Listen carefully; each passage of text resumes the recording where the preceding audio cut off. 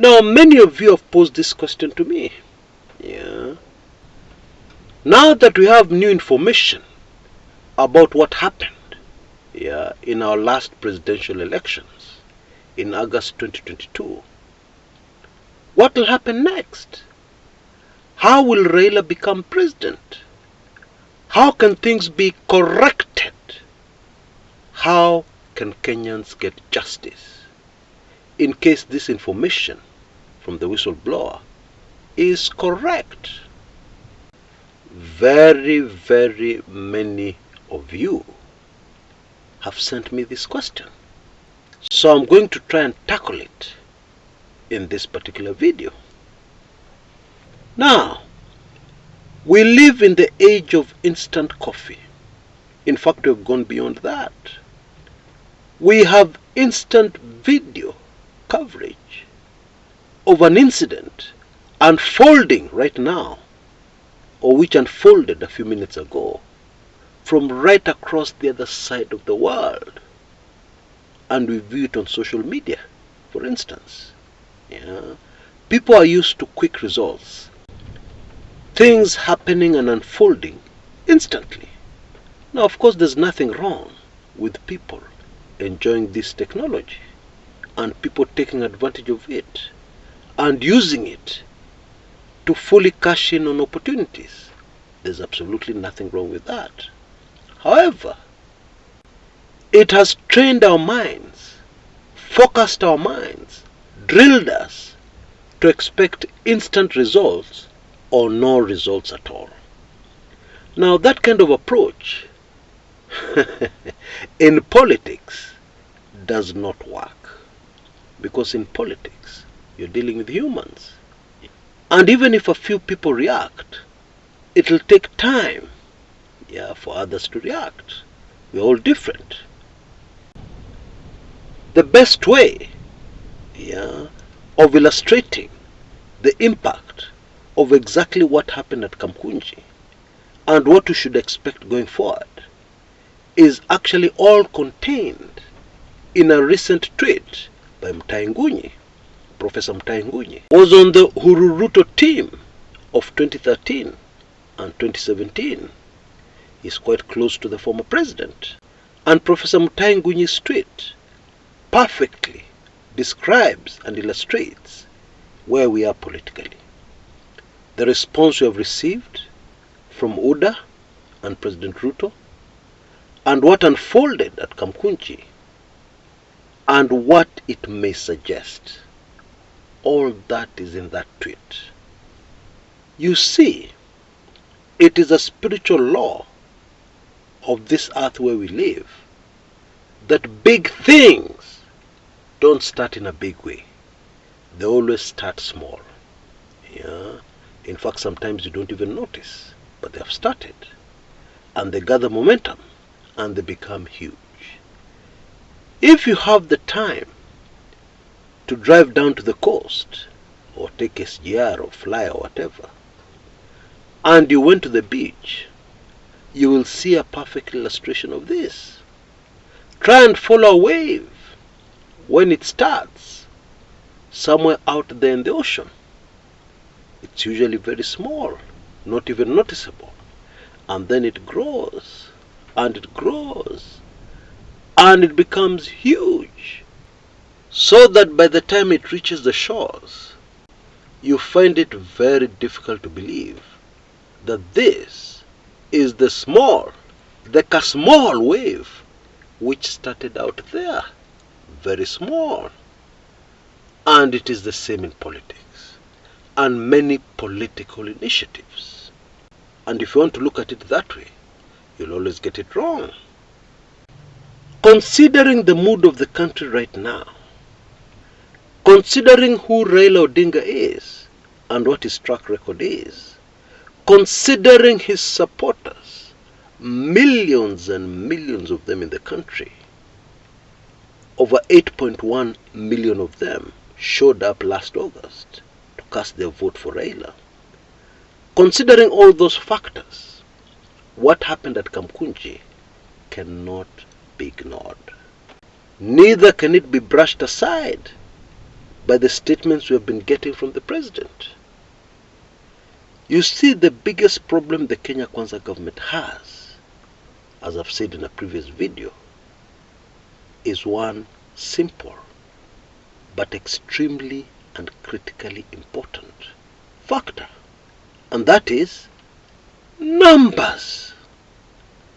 What numbers does Kenya Kwanza have?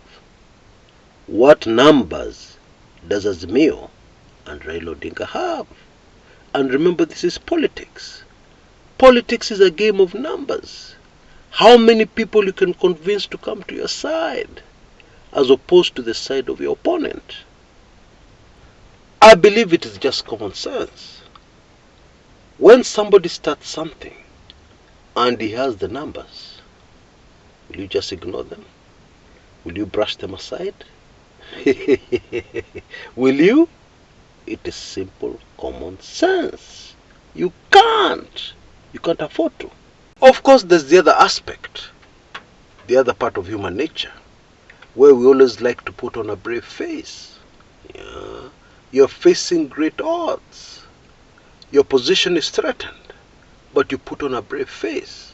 I'm okay. Nothing is going to happen. I'm fully in control.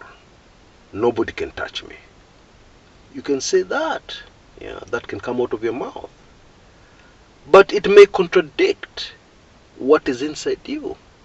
It may contradict your body language. And body language never lies. It may contradict what is in your eyes. If somebody comes close enough and looks into your eyes, it may contradict what you have said with your mouth. I mean, we used to play these games in primary school. Yeah, somebody who you're very terrified of challenges you, and you stand up and you tell your friends, that boy is nothing. I'm going to sort him out in seconds. Wacha jaribu. Cross this line. And they cross the line. Cross this line, this other line. Now turn. Oh yes, talk is cheap.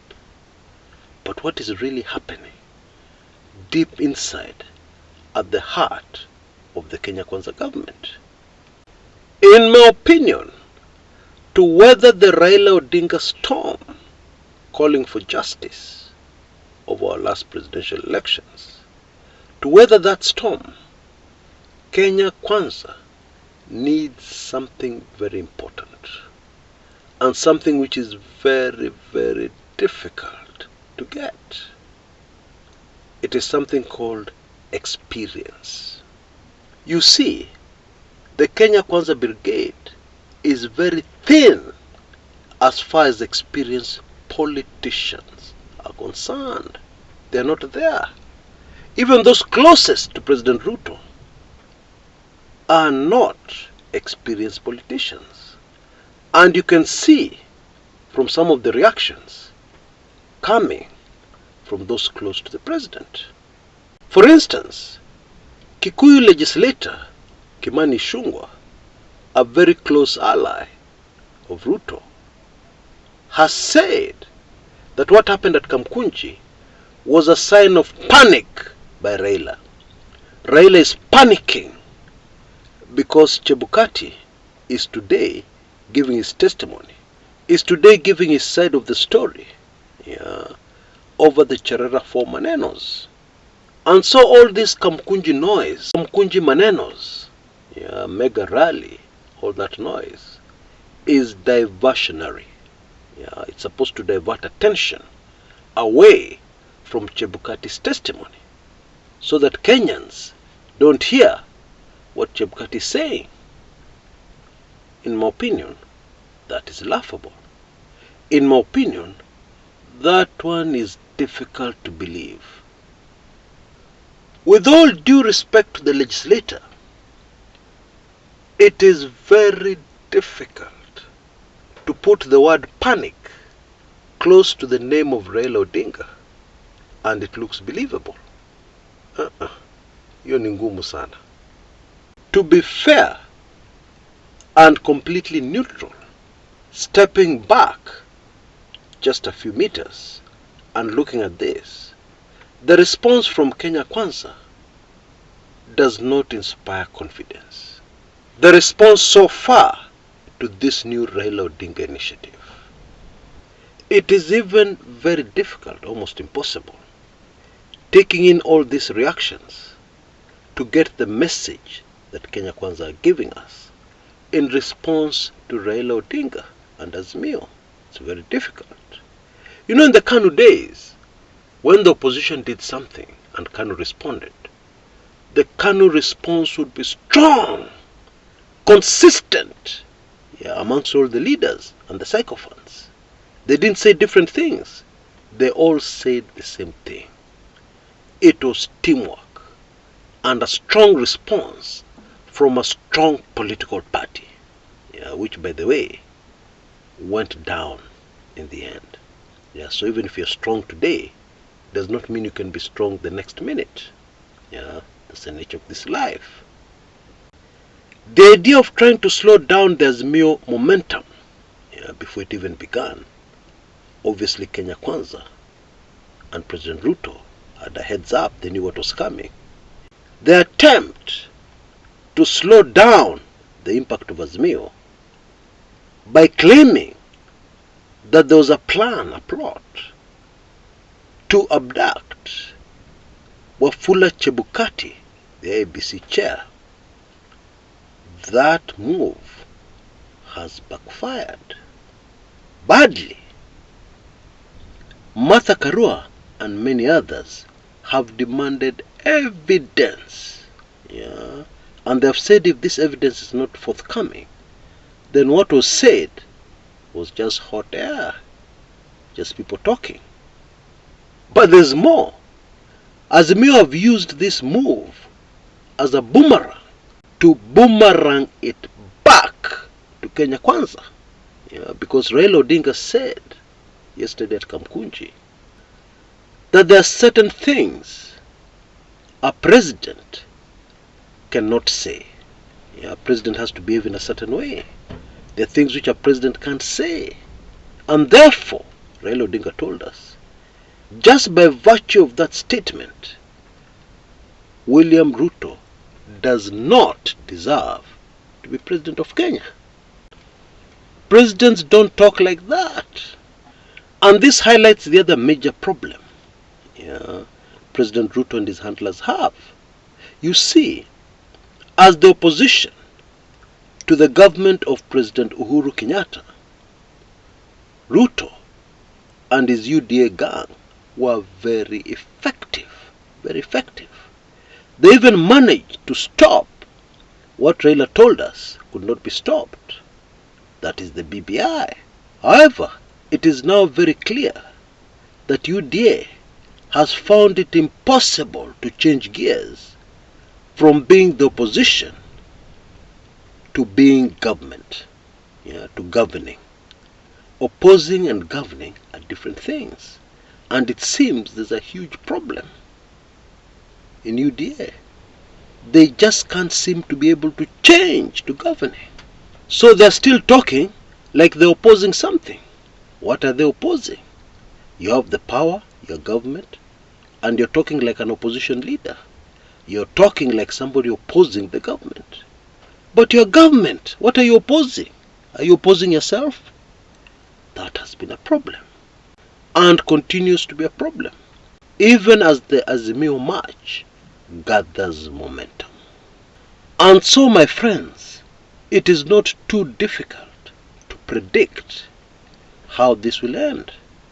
Of course, assuming that nothing changes and everything remains the same, it is very easy to predict how it will end. But of course, politics is very fluid.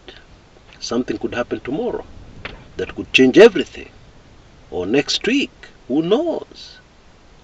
But as of now, and assuming that things remain the same, the end is very predictable. To answer that question that has been posed to me. And Azimio have a lot going for them, including the support of a very well-known Kenyan. And this is hands-on support. This person is doing things, contributing towards the Azimio agenda. Now, in one of my latest weekly intelligence briefings, I reveal the identity of this individual and his contributions. In fact, they're very major. They even have something to do with the latest exposure, the latest whistleblower manenos. Yeah, they have a lot to do with that. I reveal the name of that Kenyan, which I'm afraid I cannot do here. But of course you can see the details on how to become a member of my weekly intelligence briefings.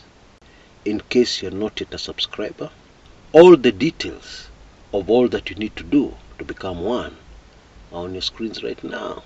Yeah. And remember, you'll get all the back editions of my WIB, highly sensitive information linked to Kenyan politics. It'll even be able to help you to understand more and get a correct perspective of what is unfolding right now in our politics. Yeah, with this awakening of Azimio. They are very sudden, very unexpected. You see, to be brutally honest, Azimio are playing at another level. Yeah. Their chessboard politics is completely at another level. Kabisa. Because you remember everything that unfolded shortly before this latest bombshell. People were talking about a handshake. ODM legislators were warming up to UDA legislators. Yeah. People had already jumped to conclusions. In fact, there were people saying the handshake has already taken place in secret. Yeah, it's only that it has not been made public, etc., etc. And then suddenly, boom, bombshell. Everything changes. So that same side which pulled off those moves, those are the people Kenya Kwanza are facing. How do you think this will end? State machinery and all on the side of Kenya Kwanza. How do you think it will end? Until next time, this is Chris Kumekucha.